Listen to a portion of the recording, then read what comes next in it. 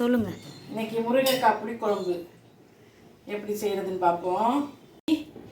வெங்காயத்தை வதக்குவோம். எண்ணெய் காஞ்சோடனே வெங்காயத்தை வதக்கி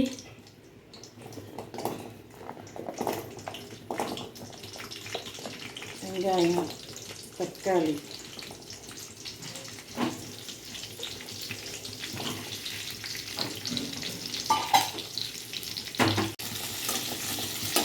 சொல்லுங்கள் எப்படி வதக்கணும்.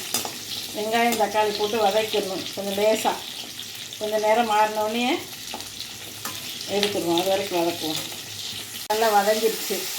வதங்கினதை நம்ம தனியாக ஒரு இதில் எடுத்து வச்சுக்கிடுவோம். ஆற விட்டு அரைக்கணும். போட்டு இறக்கிடுவோம். அடுப்பு ஆஃப் பண்ணிடுவோம்.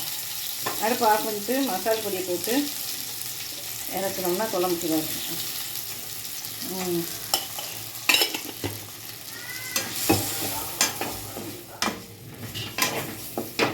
இதை ஆறவும் அரைச்சிக்குவோம். வச்சு ஆறினோடனே எடுத்து மிக்சியில் போட்டு அரைச்சிடுவோம். அரைச்சி எடுத்து வச்சாச்சு மசாலு. அதில் மாங்காய் போட்டிருக்கேன். வாசத்துக்காக ஒரு மாங்காய், வெங்காயம், பச்சை மிளகாய், வெங்காயம் போடுங்க, ஆனியன் போடுங்க. உப்பு போட்டுறணும்.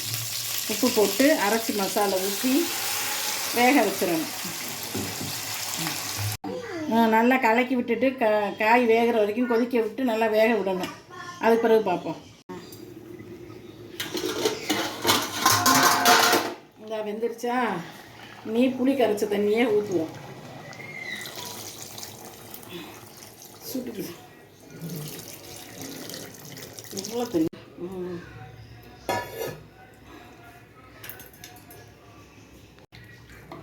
கரைச்சி ஊற்றுறோமா, அப்படின்னு நான் ஒரு கொதிக்கவும் சரியாக இருக்கும். உப்பு புளி சரியாக இருக்கான்னு பார்த்துக்குறோம். உப்பு புளி எல்லாம் சரியாக இருக்கான்னு பார்த்துட்டு தாளித்து ஊற்றுவோம்.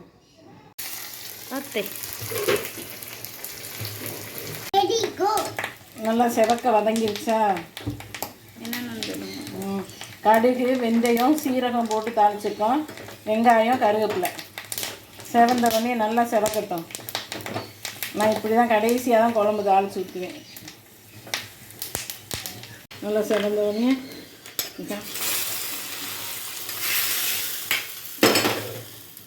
அவ்வளோதான்.